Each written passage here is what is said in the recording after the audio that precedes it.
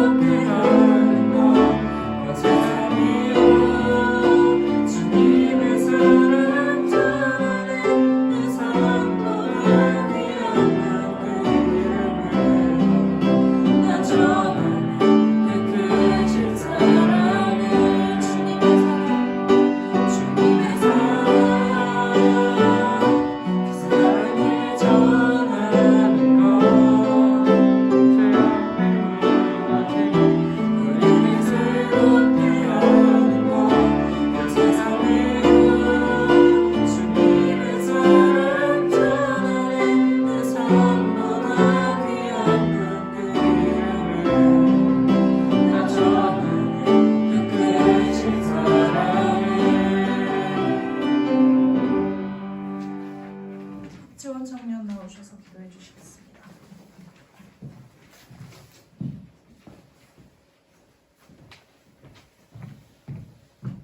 기도하겠습니다. 사랑의 하나님 감사합니다. 오늘 주님의 날에 함께 모여 예배하게 하시니 감사합니다. 아멘. 다시 청년부 예배를 회복하게 하셔서 이 은혜의 자리에 청년들이 말씀을 듣기 위해 모였습니다. 오늘 목사님 통해 들려주시는 말씀으로 저희 청년들 더욱 은혜 받고 새로운 것으로 채워지고 변하는 시간이 되게 해주세요. 아멘. 삶 속에서 세상에 무너지고 휩쓸려서 지낸 모습들이 있습니다. 눈과 손과 입으로 알게 모르게 지은 죄들이 있습니다. 온전히 주 앞에 고백하고 회개하게 하여 주시고 지금 이 고백이 그저 한순간의 마음이 아니라 계속 생각하면서 주님 닮은 모습으로 살아가려고 노력하는 청년들이 되게 해주세요. 아멘. 이 자리에 나오지 못한 청년들의 마음 만져주시고 발걸음을 인도해 주세요. 이 예배 마치고 돌아가는 시간까지 함께 하실 것을 믿으며 예수님의 이름으로 기도드립니다. 아멘.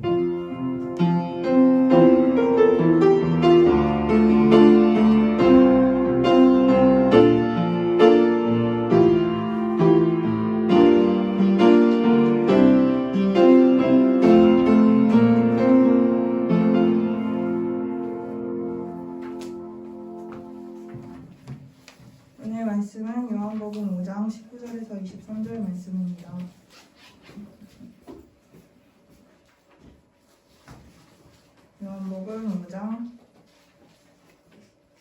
19절에서 23절 말씀 제가 읽고 여러분들 읽고 마지막 절 함께 읽겠습니다.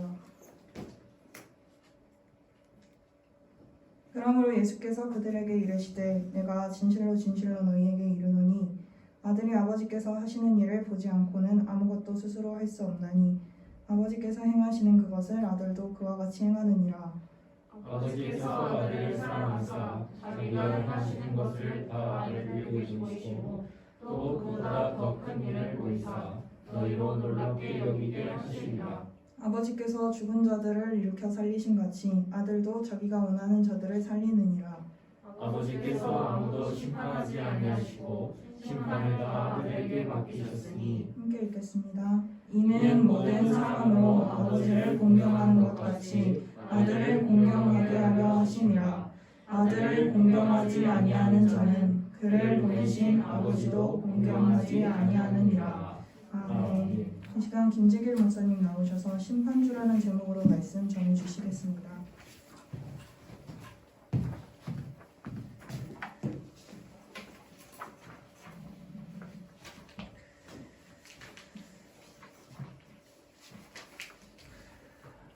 하나님은 의로우신 재판장이십니다. 우리가 하나님을 믿어야 하고 또 두려워하고 또 존경해야 하며 그 앞에서 조심스럽게 행동할 이유가 바로 여기에 있기 때문입니다.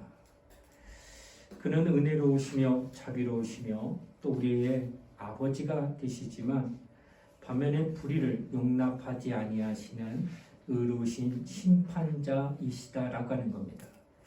우리는 하나님을 향하여 가장 많이 쓰는 대명사가 사랑의 하나님.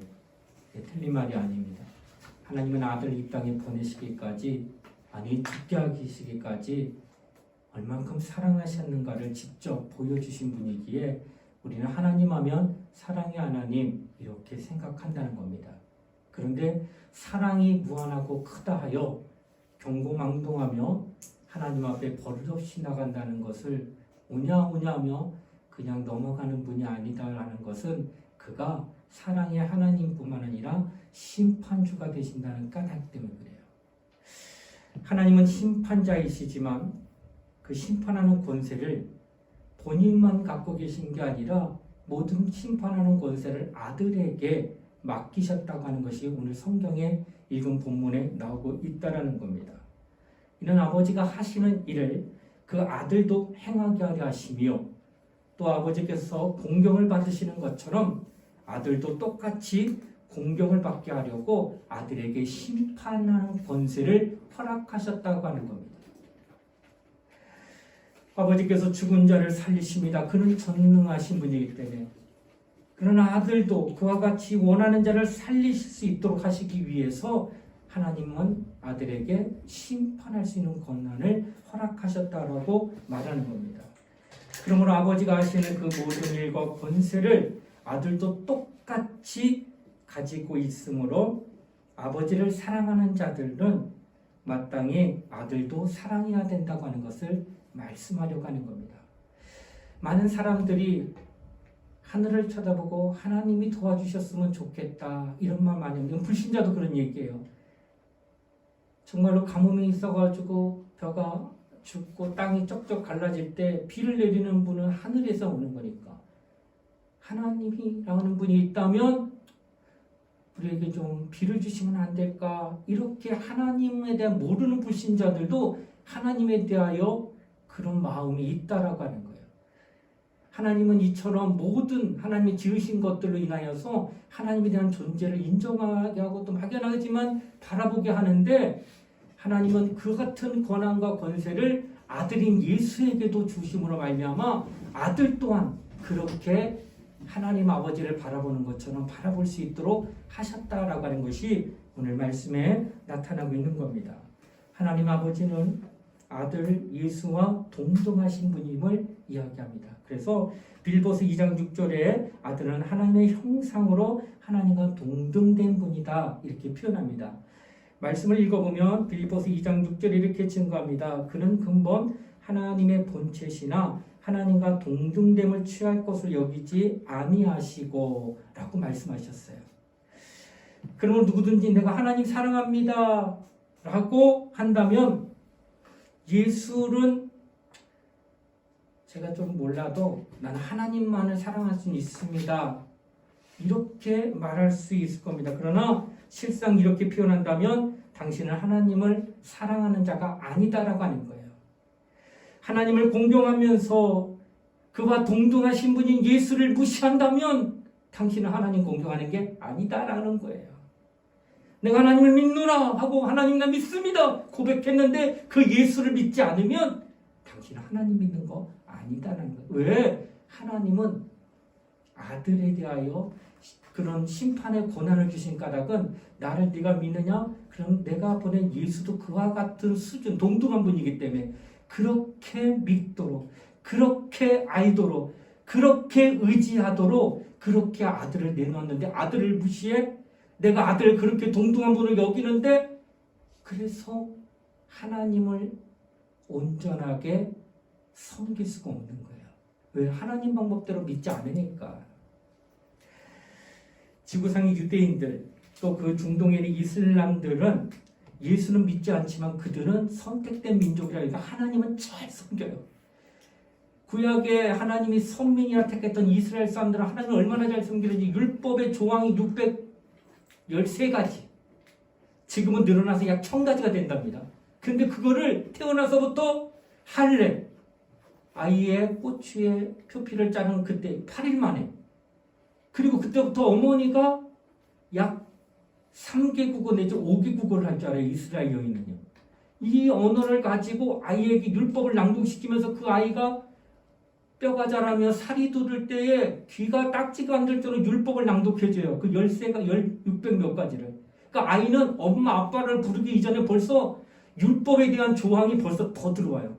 얼마나 철저하게 믿는지 그들이 하나님을 섬기는 거 보면 야 신앙을 가지면 저렇게 해야 되겠구나 할 정도로예요. 그런데 그들은 하나님은 잘 섬기지만 누구는 모를까? 예수는 모른다는 거예요. 그러니까 하나님만을 잘 섬긴다 하고 예수를 무시하게 되면은 이는 마치 복음에서 벗어난 자가 된다는 거예요. 왜냐하면 보이지 않는 하나님을 섬긴다 하는 자는 오직 그가 보내신 예수 그리스도를 알므로 말미암아 하나님 아버지를 알겠다고 하는 거예요. 하나님은 눈에 보이지 않아요. 다만 말씀, 곧 율법을 보내주셔서 하나님이라는 분이 계시니 그를 섬겨야 된다. 그가 우리에게 뭘 줬으니까? 말씀을 줬으니까.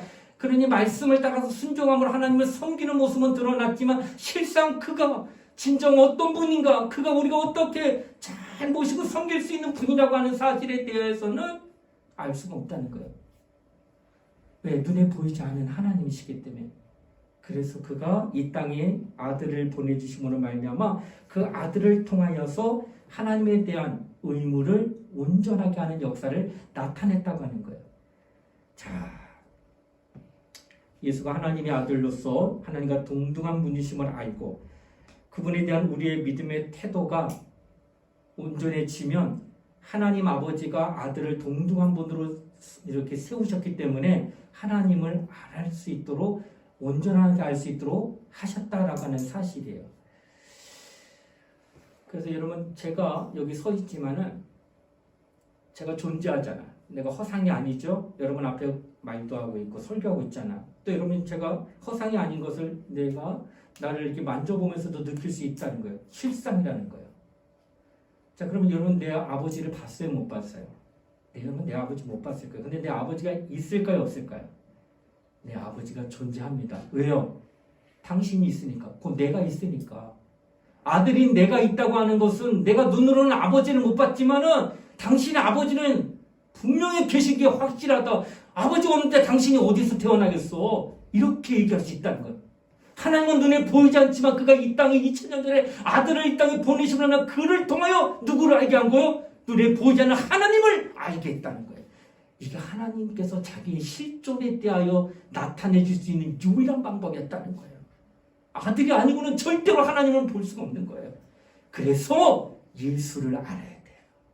그를 알므로 그를 보내신 하나님 아버지를 인정하게 되는 거예요. 여러분이 나를 인정함으로 말미암아 말은 안 하지만 나를 낳은 내 부모가 계시다는 걸 자연스럽게 인정하는 것과 똑같다라고 하는 거예요. 그래서 우리는 하나님 앞에 그렇게 아들을 보내신 사실을 믿고 그 아들을 통해서 누구를 발견해야 돼요? 하나님 아버지를 발견해야 된다라고 하는 것입니다. 하나님께서 그 모든 권한을 아들에게 주셨기 때문에 그를 위해 세상을 창조하고 우주를 창조하시고 그리고 영계, 하늘나라를 창조하셨다라고 말씀합니다. 다시 말하면 아들을 위해서 그 아들이 하는 일을 인하여 모든 것이 창조되는 것을 성경은 기록하고 있습니다. 자, 성경은 신들의 하늘 밑에 있는 것을 우주, 흑암, 공중이라고 성경은 기록하고 있습니다. 그러니까 하나님이 하늘나라를 지으시고 그 아래에 공중이라고 하는 흑암을 지었는데 흑암 자체가 깜깜하잖아. 거기에 하나님이 첫째 날 뭐라 말씀하셨어요? 빛이 있으라 해서 그때 빛이 생긴 거예요. 컴컴했기 때문에 만약 환했다면 결국 빛을 말하지 않았을 거예요. 그러니까 우주 자체가 아주 깜깜했었는데 공중이라고도 말하고 또 음부라고도 말하고 과학적인 용어로는 우주라고도 표현하는 거예요. 깜깜하니까 빛이 있으라요. 거기에 빛이 들어오게 됐다고 하는 거예요. 그래서 하나님께서는 그 빛이 들어오게 해서 우주 안에 뭘 또 나중에 해줘요? 민물과 아래물로 나누고 난 다음에 지구를 그 물에서 묻히 드러나서 나타나는 것들 가운데 하나가 지구입니다. 그 지구에 공중이 있어요. 대기권 아래에 새들이 떠다니죠. 그 새가 떠다닌 것을 공중에 새가 떠다닌다고 표현하지 길바닥에 새가 기어다닌다 이렇게 표현 안 하잖아. 그러니까 공중이라는 것이 바로 대기권 안에 있는 이 모든 지구 안에 있는 걸 얘기하는 거예요. 이렇게 해서 하나님이 하나하나 하늘나라를 만드시고 그 다음에 그 밑에 음부라고 하는 흑암이라는 걸 만드시고 그 안에 그 우주죠. 그 안에 또 지구를 만드시고 또 지구 안에 또 많은 물과 물이 나누고는 말이면 드러나는 묻이 육지가 되고 물이 여전히 있는 게 바다가 되는 거예요. 이렇게 해서 나눠져 가지고 하나하나 주님이 첫째 날, 둘째 날, 셋째 날 하면서 모든 창조를 하셨다라고 하는 것을 성경에 얘기하고 있다라고 하는 거예요. 하나님이 왜 이렇게 만드셨을까? 여러분, 인류와 인류에게 주어진 모든 조건은 그리스도께서 심판하러 오시는 그때를 위하여 예비된 것. 곧 그리스도께서 오신 것은 마귀의 일을 멸하려 하심이라고 성경 기록하고 있어요. 그러니까 하나님께서 이 모든 것을 창조하셨던 것은 하나님은 아버지 품속에서 나오시는데 하나님 자신이 누구요? 하나님이 신이잖아. 그러면 비물질, 무형상, 무치입니다. 이게 신적인 존재예요. 근데 그가 아버지 품속에서 나와서 이 땅, 곧 이 우리 있는 인류 가운데 오실 때 하늘로부터 뚝 떨어지게 되면 그 신으로서 임재할 수는 있지만 사람은 아니에요. 그래서 하나님이 이 땅에 오실 수 있는 길을 만들 때 여러분 만약에 우리가 집을 짓잖아. 집은 결국은 누굴 위해서 지은 거예요? 집 자체를 위해서 집을 지은 거예요? 사람이 살기 위해서 집을 지은 거예요? 예, 사람이 들어가서 살기 위해서 집을 짓듯이 하나님의 아들이 이 땅에 오시는 것은 마치 집을 구하는데 그래서 어떻게 해요? 아무것도 없으니까 만들어야 될 거 아니에요. 그래 뭘 만들어? 나무를 만들어서 뭐 재료도 없으니까. 그래서 다 키우는 거예요. 첫째 날, 둘째 날, 셋째 날, 넷째 날 하면서 모든 것을 다 키워서 하나님의 아들이 이 땅에 오실 때에 그 모든 것들을 예배해 놔가지고 오실 수 있는 길을 만들어 놓으신 것이 바로 오늘날 우리 인류다라고 하는 거예요. 그래서 하나님의 아들이 이 땅에 아버지 품속에서 나와서 이 땅에 임하실 때 그 임하신 목적이 아까도 말씀드렸지만 심판주로서 오신데 누구를 심판하려고 그렇게 오셨을까? 하나님의 아들이 바로 마귀를 심판하려고 이 땅에 오셨다고 하는 것을 성경은 말씀합니다. 마귀는 누굴까? 마귀는 타락한 천사입니다. 마귀는 언제 지원받았길래 언제 타락했느냐? 인류가 만들어지기 이전에 하나님이 아까 얘기했죠. 하늘나라 만들었다고 그랬죠. 그 다음에 음부 만들었고 그 다음에 이제 그 안에서 빛이 있으라부터 시작해가지고 나중에 지구가 만들어진 거예요. 자, 이러면 하늘나라가 가장 먼저 만들어졌는데 그 하늘나라는 누구를 섬길 수 있게, 하나님을 섬길 수 있게 뭘 만들까요? 천사들이 거기서 하나님을 수종할 수 있도록 먼저 만들어진 거예요. 그래서 그 하늘나라에서 하나님을 섬기도록 만들었던 그 천사들 가운데 하나가 타락합니다. 그게 누구냐? 루시엘이라고 하는. 그 루시엘이 타락하고 그 루시엘이 타락함으로 말미암아 얻은 이름이 루시퍼입니다. 퍼가 마왕이라는 뜻이에요. 그래서 그를 우리는 뭐라 불러요? 사단, 마귀라고 표현한다는 거예요. 어느 때 하늘나라가 지음받은 그때 섬김의 종으로 만든 그 천사장이 타락함으로 말미암아 그 타락한 천사를 심판하시려고 그래서 하나님께서 심판주로 아들을 이 땅에 보내신다고 하는 거예요. 그래서 여러분 이 땅에 아들이 오심으로 말미암아 그 하나님의 하시고자 하시는 그 일, 그 목적입니다. 그러니까 제가 왜 이 말씀을 이렇게 잘 말씀드리고자 하냐면은 여러분 저 동전이 있잖아. 동전 500원짜리를 딱 꺼내보면 동전의 가치는 앞면과 뒷면의 모든 면이 명확하게 나타나야 돼요.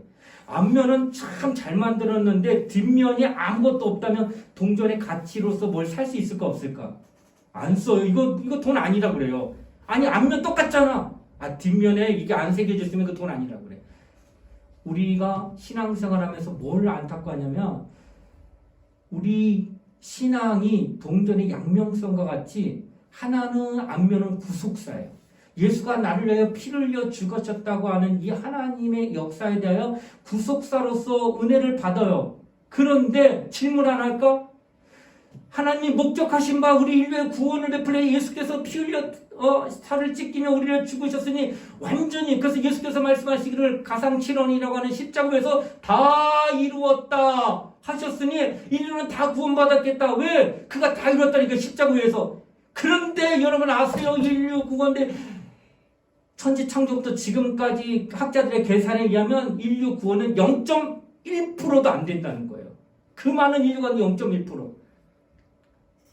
구원을 위해서 하나님의 아들이 이 땅에 임하셨다면 다 구원해야 되지. 다 구원받아야 되지. 왜 아직도 1%도 구원 못 받고 있을까? 하나님이 무능할까?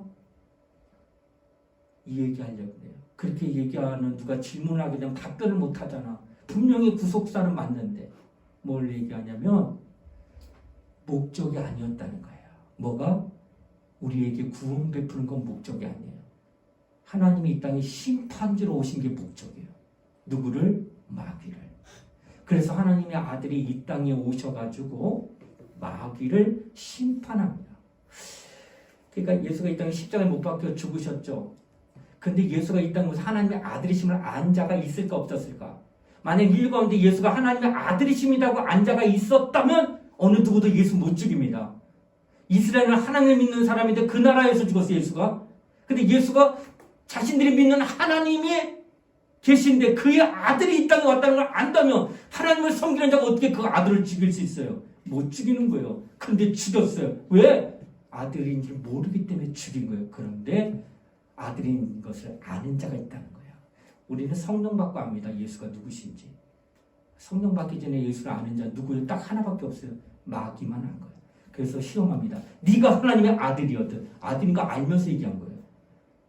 40일 금식했으니까 돌 갖다 떡떡이 만들어 먹어봐. 네가 하나님의 아들이면 높은 데서 뛰어내려봐. 천사들도 받들지 않겠어? 네가 하나님의 아들이거든 천하 영광을 보여주면 내게 경배해봐. 내가 다 줄게. 어느 누구도 예수가 하나님의 아들인지 몰랐어요. 근데 누구만 알아? 마귀만 안다는 거예요. 마귀만 알고 예수를 시험 빠뜨립니다. 자, 왜 이렇게 했을까? 하나님의 아들이 이 땅에 오셨을 때 여러분 사람을 죽이잖아. 그리고 범인을 잡잖아. 그럼 즉각적으로 심판하지 않고 뭘 하는지 아세요? 너 몇 날 며칠에 어디서 뭐 하다가 어떻게 해다 이 사람 죽였어?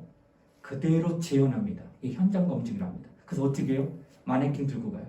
그리고 거기 가가지고 어떻게 이 사람을 죽였는지 상세하게 보입니다. 리허설합니다. 이렇게 눕혀서 때려서 아니면 칼로 찔러서 이렇게 죽였다. 하나님의 아들이 이 땅에 오셨을 때 아무도 예수가 하나님의 아들을 몰랐을 때 누구만 알았다고요? 마귀만 알아가지고 예수를 어떻게 시험하며 마침내 그를 십자가에 못 박게 죽이는 불의한 행동을 한 그것이 누구냐 하는 것을 드러낸 거예요. 하나님의 아들이 오심으로 말미암아. 그래서 어느 때 하늘에서 타락, 우리는 몰라. 하늘이 지어질 때 우리 없었으니까.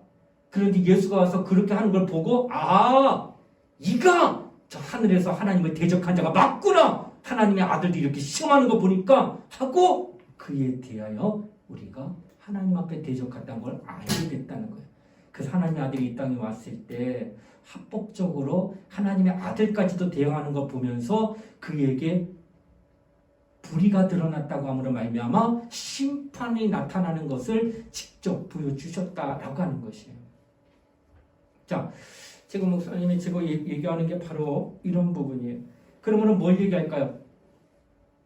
하나님의 아들이 이 땅에 심판주로 오시는 건 마귀를 심판하려 하심인데 그 심판하는 그 일은 온전히 이뤘을까 못 이뤘을까? 예, 마귀는 심판받았습니다.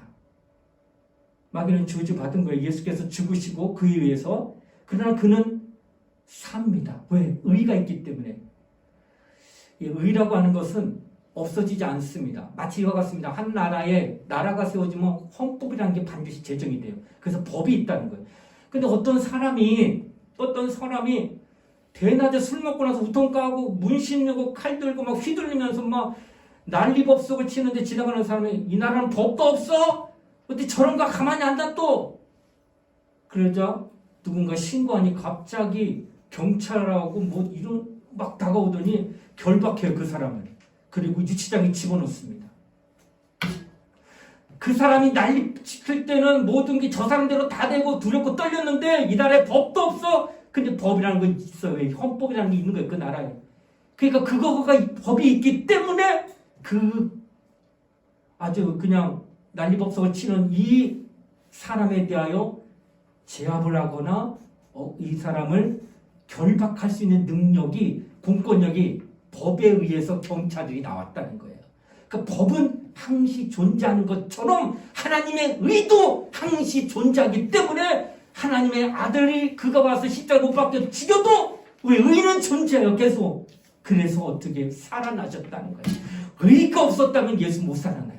그런데 의는 영원한 거예요. 그래서 살아나셨기 때문에 하나님의 아들이 이 땅에 오셔서 그 의를 온전하게 나타냄으로 말미암아 부활하시고 부활하고 승천하셔서 지금 하나님 보좌 우편에 계심으로 하늘나라에서 하나님의 이름을 망령되이 여겼던 마귀는 저주받고 하나님의 아들로 말미암아 그 이름은 부활을 말미암아 온전히 하나님 앞에 영광 돌려서 하늘에서 하나님의 뜻이 하늘에서 이루어진 것 같이 하는 것, 하나님의 이름을 존귀하게 여기는 아들의 그 모든 역사는 영광을 받은 거예요.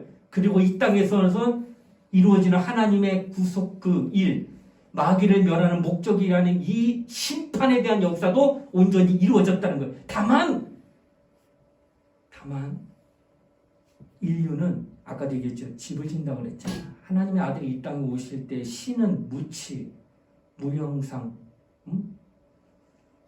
그러니까 어떻게 돼요? 하늘에서 직접 오면은 천사와 똑같은 존재예요. 만져지지도 않아요.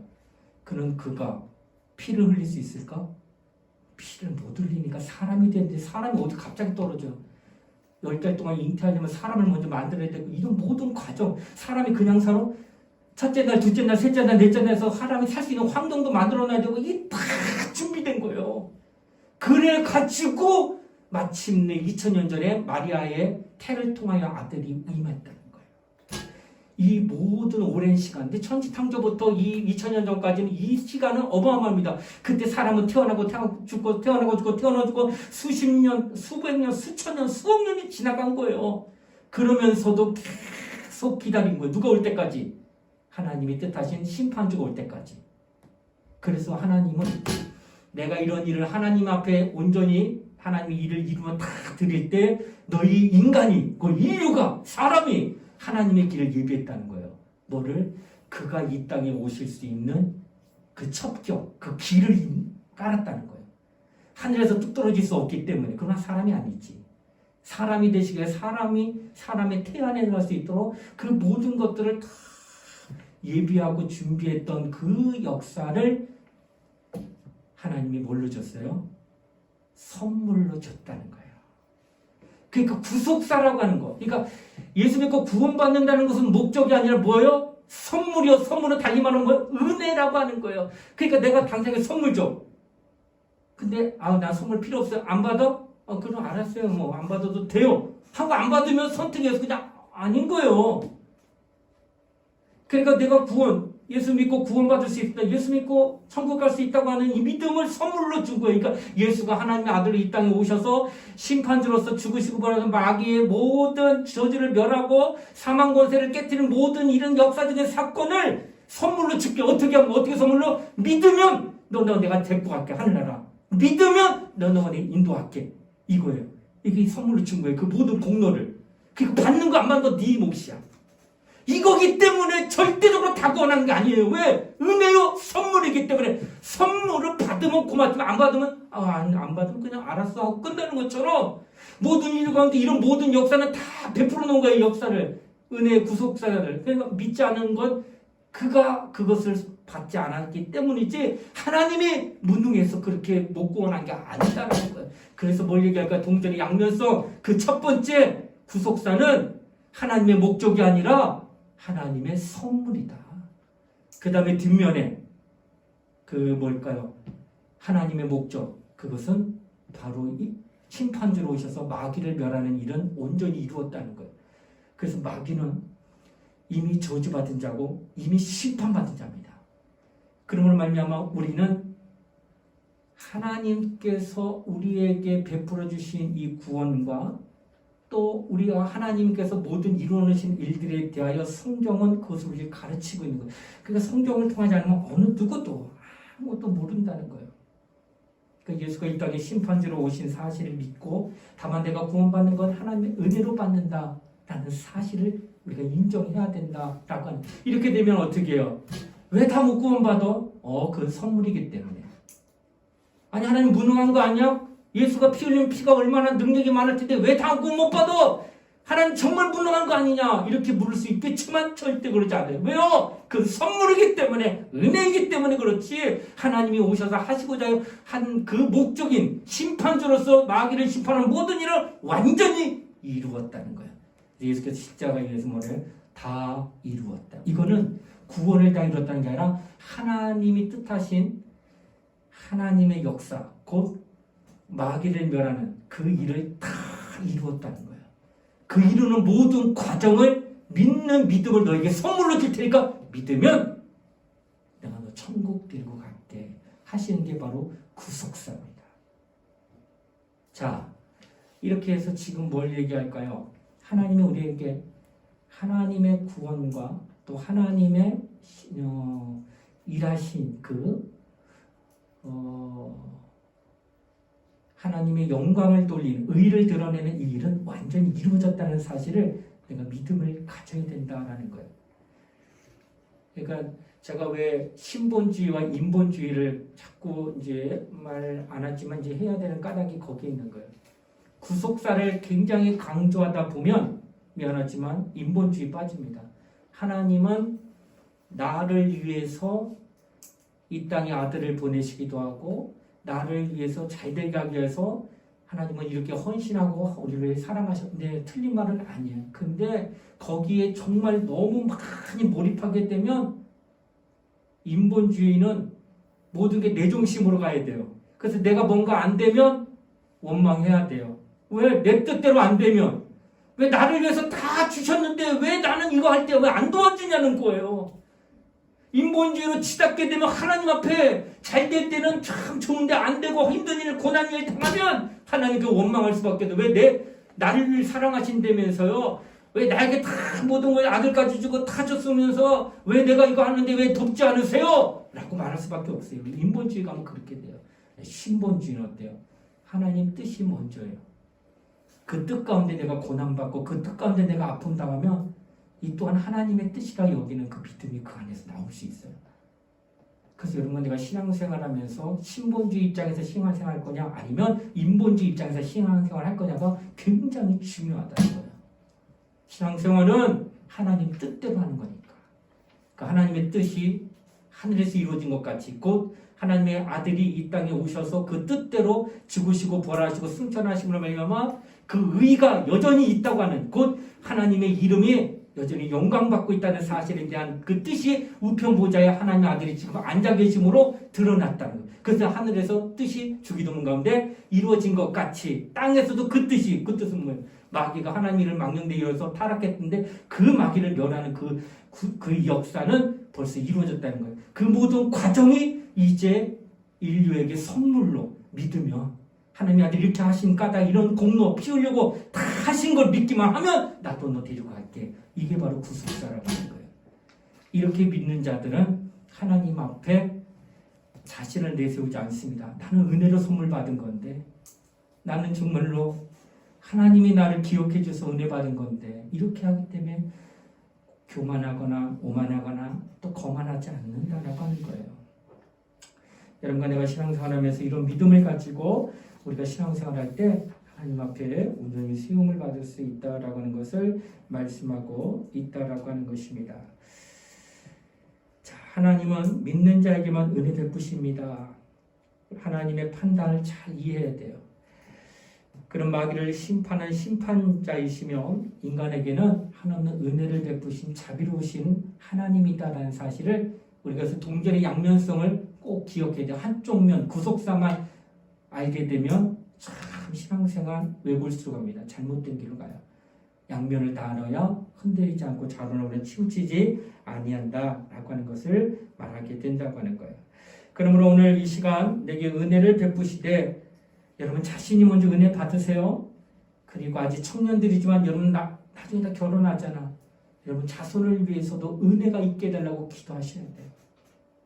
그리고 더 나은 시간이 지나면 여러분 이제 후손이 더 생겨요. 일대 바로 내 자식이 생기고 그에 이제 손자 손녀가 생겨 더 오래 살아 증손조 손자들이 나올 거예요. 그 모든 자들이 다 은혜 받을 수 있게 해달라고 지금부터 기도하는 거예요. 하나님은요 다 들으셔요. 그래서 나는 아직 멀었는데 결혼해가지고 애도 안 낳고 아직도 멀었는데 뭘 벌써부터 지금부터 기도한 자하고 그때 가서 기도하는 거 벌써 차가 나잖아.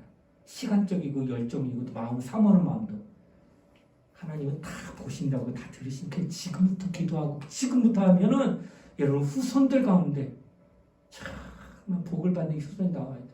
아직 결혼 안 해서 모르지 결혼하고 새끼 보면은 참 사랑하는 마음도 많지만 안타까운 마음도 만만치 않아요. 이런 마음도 있고 아유 좋아라 하는 마음도 있어요. 그게 내 마음대로 안 돼요. 내가 원하는 대로 이게 안 돼요. 근데 미리 이전부터 기도하고 준비해가지고 이렇게 했다고 한다면 그 아이의 삶 가운데 정말 여러분이 지금은 나 혼자 있기 때문에 나밖에 안 보이지만 결혼하면 다 이쪽으로 갑니다. 모든 관심사가 평생 갈 거예요. 나도 지금 그렇게 살고 있고 그것이 그 자녀가 하나님의 복을 받고 잘 되고 그 후손이 잘 될 때 조상으로서의 느끼는 그 마음의 그 기쁨은 어떤 건 표현할 수가 없다는 거예요. 그런 길을 지금부터 준비하자는 거예요. 결혼하지 않았지만 결혼도 준비하고 배우자도 그리고 자손도 준비하세요. 기도하면서 은혜 받게 해달라고 하나님께서 우리 청년들에게 그런 은혜를 베풀어 주실 겁니다. 조금만 나도 이 사실을 먼저 알았으면 나도 참 많이 기도했을 거예요. 저는 지금 기도 많이 합니다. 우리 애들을 위해서. 여러분에게 기회를 주는 거예요. 미리 알았으니 지금부터 준비하며 내 후손들을 위해서도 많이 기도하시라는 거예요. 그래서 우리가 준비된 그런 은혜가 있는 집이 가문이 될 수 있도록 그렇게 하시면 좋을 것 같습니다. 우리 이 시간 함께 한번 통성으로 기도하는 시간 가질게요.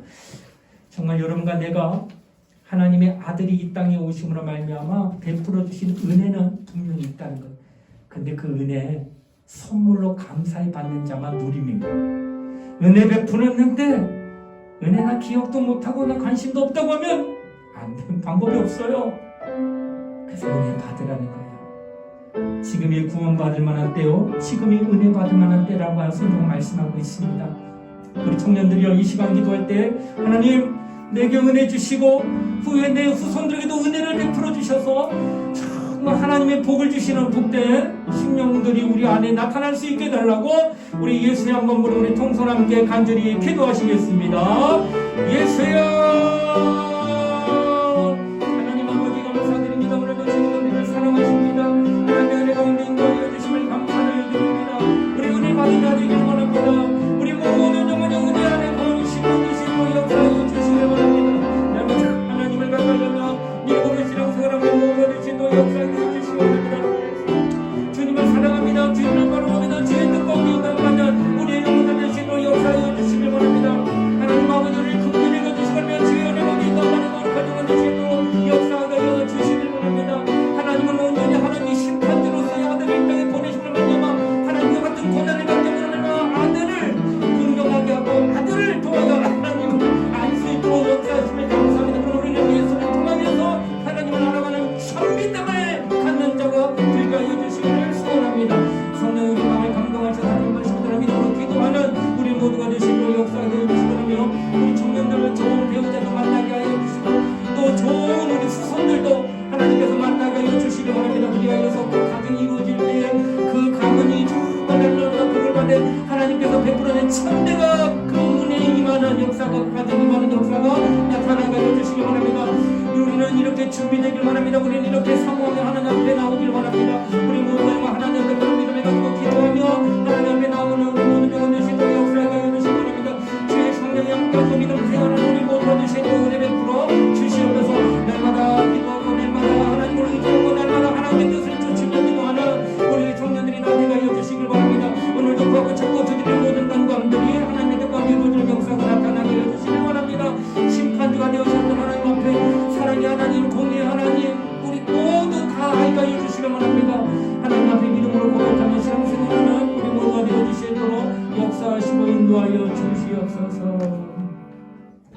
하나님 아버지 감사합니다. 하나님은 의로운 재판장이 되십니다. 곧 심판주이십니다. 우리는 그 심판자 되시는 주님이 이 땅에 오셔서 무슨 일을 하셨는지 또 그 같은 일을 이루어 놓으시고 우리에게 선물로 그의 공로를 허락하셨습니다. 우리는 그 공로를 선물로 받아 믿음을 갖고 하나님의 의를 믿어 우리도 의롭다 칭함을 받아 하나님의 자녀된 삶으로 이 땅을 살게 하시고 나뿐만 아니라 앞으로 우리 배우자를 또 우리의 아들, 딸 그리고 손자, 손녀 곧 가문에 이르기까지 모두가 복을 받고 하나님의 은혜를 받는 복된 가문이 되도록 축복하여 주시옵소서. 오늘도 하나님 앞에 겸손함으로 또 하나님 말씀 앞에 바로 수용을 받는 우리 청년들이 되도록 축복하여 주시옵소서. 감사를 드리며 거룩하신 예수님 이름 받들어 기도드리옵나이다. 아멘.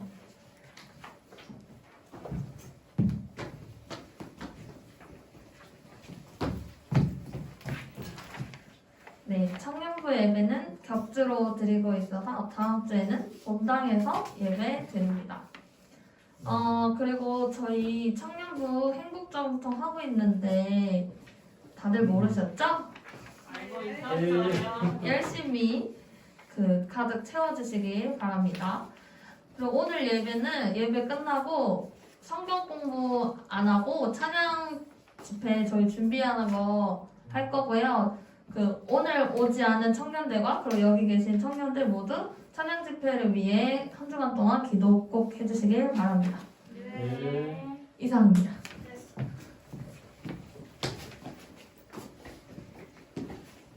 사랑 찬양하시겠습니다.